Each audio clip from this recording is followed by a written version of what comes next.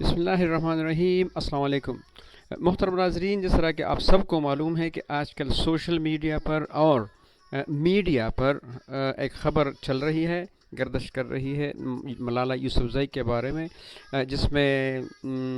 ملالہ یوسفزئی نے اللہ تعالیٰ کی شریعت کا اور رسول اللہ صلی اللہ علیہ وسلم کی سنت کا مذاق اڑایا ہے،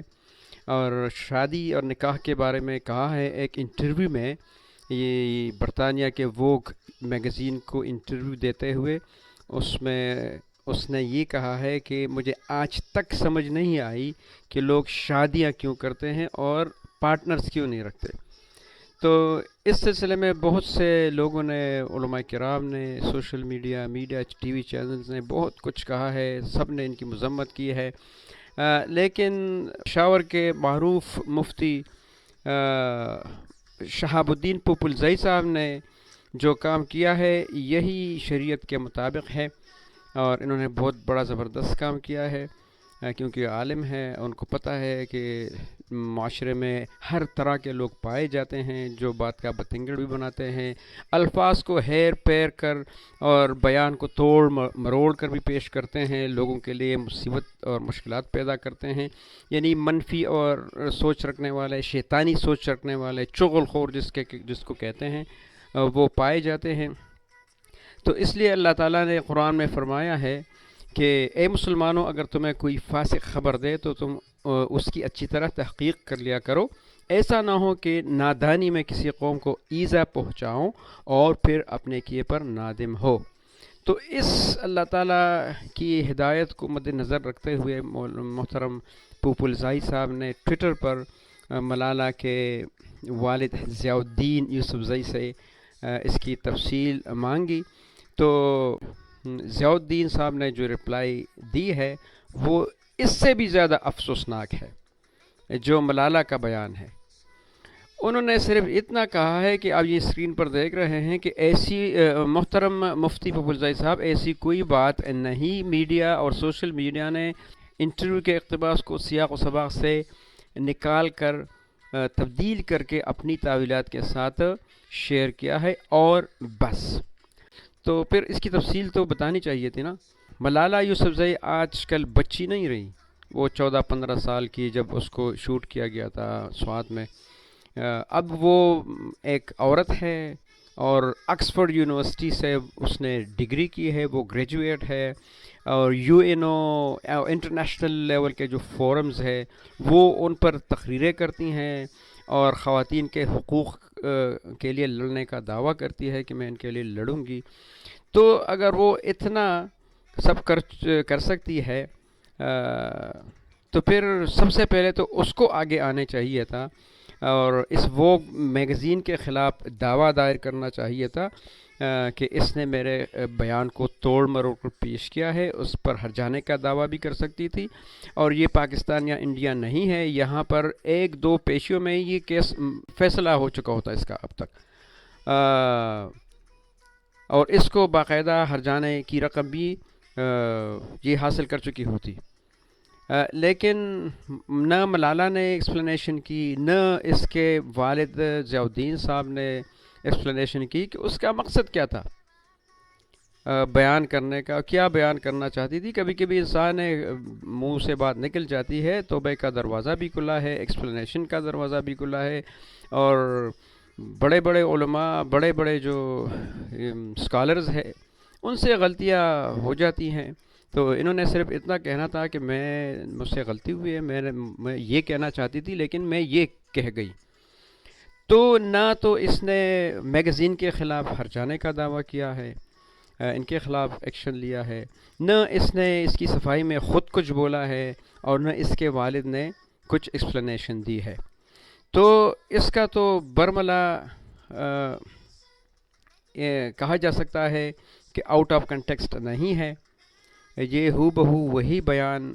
چل رہا ہے میڈیا پر جو اس نے ملالہ یوسفزئی نے دیا ہے۔ یہ میں آپ کو دکھاتا ہوں کہ ملالہ یوسفزئی نے جو کہا ہے، ووگ میگزین سے میں اسکرین شاٹ لے کر آپ کے سامنے یہ رکھ رہا ہوں۔ تو پھر آپ کو سمجھ آ جائے گی کہ اس نے کیا کہا. یہ آپ دیکھ رہے ہیں, اس نے یہی کہا ہے کہ I still don't understand why people have to get married. If you want to have a person in your life, why do you have to sign marriage papers? Why can't it just be a partnership? اور پھر کہتی ہے کہ وہ آگے میری والدہ اس سے اختلاف کرتی ہے. وہ کہتی ہے کہ نہیں, اس طرح بات نہ کریں آپ کو لازمی شادی کرنا ہوگی. تو بات یہ ہے محترم ناظرین کہ اولاد میں کبھی کبھی یہ اللہ کا نظام ہے کہ صالحین سے بد کردار پیدا ہوتے ہیں, بد کردار لوگوں سے صالحین پیدا ہوتے ہیں. اللہ اپنی قدرت دکھاتا ہے, جس طرح کہ قرآن میں اللہ تعالیٰ نے نوح علیہ السلام کے بیٹے کے بارے میں ذکر فرمایا کہ جب وہ نوح علیہ السلام کی قوم کو غرق کرنا چاہتا تھا سیلاب میں, تو نوح علیہ السلام نے دعا کی اللہ سے کہ اللہ کو پکار کر کہا کہ اے میرے رب, میرا بیٹا تو میرے گھر والوں میں سے ہے. تو اللہ تعالیٰ نے جواب میں کہا کہ اے نوح, یقیناً وہ تیرے گھر والوں میں سے نہیں ہے, کیونکہ اس کا عمل نیک نہیں ہے. تو جب نیک اور صالح اولاد نہ ہو تو پھر والدین اس طرح کرتے ہیں کہ وہ ان سے یا تو کہتے ہیں کہ توبہ کرو اور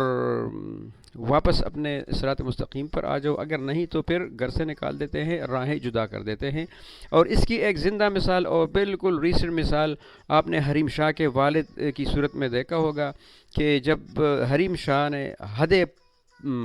کراس کی شریعت کی اور والدین کی وہ نافرمان ہو گئی, تو ان کے والد میڈیا پر باقاعدہ آ کر اس نے بیان دیا کہ جن لوگوں کو دکھ پہنچا ہے میری بیٹی کی وجہ سے, ان کے کردار یا بیانات کی وجہ سے, میں ان سے معافی چاہتا ہوں. اور میری بیٹی, میں نے کوشش کی کہ یہ عالمہ بن جائے اور اس کو دین کا علم میں نے سکھایا ہے, لیکن شاید یہ میرے والد کی بد دعا ہے, کیونکہ ایک مرتبہ میں نے ان کو ناراض کیا تھا, دکھی کیا تھا کہ میری بیٹی باغی ہو گئی اور سرکش ہو گئی. تو پھر والدین اس طرح بھی کرتے ہیں. لیکن اگر پشت پناہی حاصل ہو بچوں کو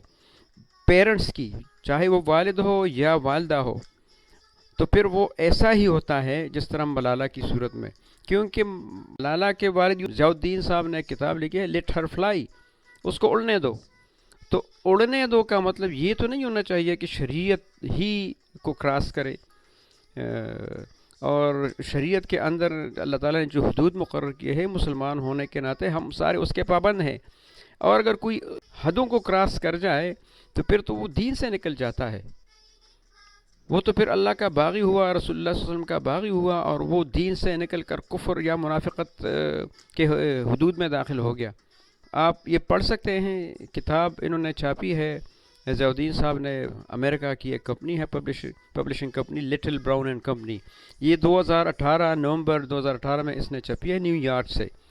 اور اس میں اس نے کلیئر کٹ لکھا ہے کہ میں نے اپنی بیٹی کے پر نہیں کاٹے تھے, اور بلکہ جن قینچوں سے جو سیسرز ہوتے ہیں ان کو میں نے ان کے قریب بھی نہیں آنے دیا. تو مطلب ہے کہ اسی نے اس کو سپورٹ کیا ہے, یہ جو کچھ بھی اس نے کیا یا کر رہی ہے, اسی نے اس کو پروموٹ کیا, اسی نے اس کو پش کیا, اور یہ اس حد تک اب آگے نکل گئی ہے کہ رسول اللہ صلی اللہ علیہ وسلم اور اللہ تعالیٰ کے احکامات سے یہ باغی ہو گئی ہے. اور یہ اس حد تک اس نے اس کو اختیار دیا ہے کہ ایک انٹرویو میں اس نے کہا ہے, یہ آپ دیکھ رہے ہیں کہ پاکستان جب ہم گئے تھے 2018 میں, تو وہ فیصلہ بھی ملالہ کا تھا. ہم نہیں جانا چاہتے تھے, حالات ٹھیک نہیں تھے, لیکن ملالہ نے کہا کہ نہیں, حالات ہمیشہ اس طرح ہی رہیں گے اور ہم نے ضرور جانا ہے, تو پھر ہم اس کے ساتھ چلے گئے. تو اب اگر پیرنٹس اتنی آزادی اور اتنے اختیار دے دے بچوں کو کہ وہ گھر کے فیصلے بھی کریں اور باہر کے فیصلے بھی کریں, تو پھر ایسی اولاد کا انجام ایسا ہی ہوتا ہے کہ وہ شریعت کے حدود کو بھی کراس کر جاتے ہیں. اب آئے کہ رسول اللہ صلی اللہ علیہ وسلم اور اللہ تعالیٰ نے نکاح کے بارے میں کیا فرمایا ہے. تو ایک حدیث ہے, رسول اللہ صلی اللہ علیہ وسلم فرماتے ہیں کہ نکاح میری سنت ہے, اور جس نے اس سے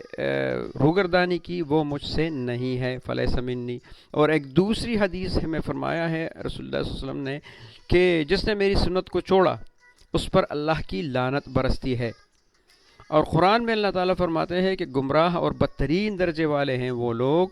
جن پر اللہ لعنت بھیجے۔ اور تم میں سے جو مرد و عورت بے نکاح ہے ان کا نکاح کر دو، اور نکاح اور نیک عمل غلام اور لونڈیوں کا بھی، اگر وہ مفلس بھی ہوں تو اللہ انہیں اپنے فضل سے غنی کر دے گا، اور اللہ کشادگی والا اور علم والا ہے۔ اور خبردار زنا کے قریب بھی مت جاؤ، بے شک یہ بہت بڑی فحاشی اور برا راستہ ہے۔ اور زناکار عورت اور مرد میں سے ہر ایک کو 100 کوڑے لگاؤ، اگر تم اللہ اور قیامت پر ایمان رکھتے ہو تو۔ اللہ کے دین کے مطابق سزا دیتے وقت ہرگز ان پر ترس مت کھانا، اور سزا کے وقت مسلمانوں کی ایک جماعت بھی ہونی چاہیے۔ اور پھر فرمایا کہ مشرک عورتوں اور مشرک مردوں سے نکاح مت کرو جب تک کہ وہ ایمان نہ لے آئے، اگرچہ مشرک تمہیں اچھے لگیں، ایمان والے غلام آزاد مشرکوں سے زیادہ بہتر ہے۔ مشرک جہنم کی طرف بلاتے ہیں، اور اللہ اپنے حکم سے جنت اور اپنی بخشش کی طرف بلاتا ہے۔ وہ اپنی آیتیں لوگوں کے لیے بیان کر رہا ہے تاکہ وہ نصیحت حاصل کریں۔ جو لوگ مسلمانوں میں فحاشی پھیلانے کے آرزومند ہیں ان کے لیے دنیا اور آخرت میں دردناک عذاب ہے۔ اللہ سب کچھ جانتا ہے اور تم نہیں جانتے۔ اور یقیناً اللہ تمہیں اپنی کتاب میں یہ حکم اتار چکا ہے کہ جب تم کسی مجلس والوں کو اللہ کی آیتوں کا کفر کرتے اور مذاق اڑاتے ہوئے سنو تو اس مجمع میں بھی ان کے ساتھ مت بیٹھو جب تک کہ وہ اس کے علاوہ اور کوئی باتیں نہ کرنے لگے، ورنہ اس وقت تم بھی انہی جیسے ہو جاؤ گے، یعنی کافر یا منافق۔ بے شک اللہ سب منافقوں اور کافروں کو جہنم میں ڈالنے والا ہے۔ پھر فرمایا ہے محترم ناظرین کہ قرآن کے بارے میں کہ بے شک یہ قرآن ایمان والوں کے لیے ہدایت اور رحمت ہے، اسی لیے ہمیں سارے فیصلوں کو اپنی زندگی اور آخرت کے بارے میں، رشتہ داروں کے بارے میں، روزمرہ معمولات کے بارے میں اور اپنی ذات کے بارے میں قرآن کو مد نظر رکھنا چاہیے، اور رسول اللہ صلی اللہ علیہ وسلم کی سنت کو۔ اور اگر ایسا نہیں ہے تو پھر اللہ تعالیٰ آگے کیا فرماتے ہیں، وہ بہت ہی سخت الفاظ ہیں۔ اور جو لوگ اللہ کی نازل کردہ قرآن کے مطابق فیصلے نہیں کرتے در حقیقت وہی کافر ہے۔ اس لیے ہمارا مشورہ ہے محترم ضیاء الدین صاحب سے، ملالہ سے، کہ اپنے بیان کی تشریح کریں، قرآن اور حدیث کی روشنی میں بیان کرے کہ وہ کیا کہنا چاہتی تھی اور کیا کہہ گئی ہے، یا آیا غلطی ہے یا وہ میگزین والوں نے غلط شائع کیا ہے۔ اور اگر اس طرح انہوں نے خاموشی اختیار کی تو اس کا مطلب یہ ہے کہ انہوں نے اللہ تعالیٰ کی شریعت اور رسول صلی اللہ علیہ وسلم کی سنت کی حدوں کو پار کیا ہے۔ توبہ کرنا چاہیے، اپنے ایمان کی تجدید کرنی چاہیے، اور فکر آخرت کرنی چاہیے۔ دنیا ویسے بھی فانی ہے اور ایک دن کی زندگی ہے۔ اللہ تعالیٰ کے حکم کے مطابق، قرآن کے مطابق اس ایک دن کی زندگی کے لیے دنیا کی لا محدود اور نہ ختم ہونے والی زندگی کو برباد نہیں کرنا چاہیے۔ یہ کوئی عقل مندی اور دانش مندی نہیں ہے۔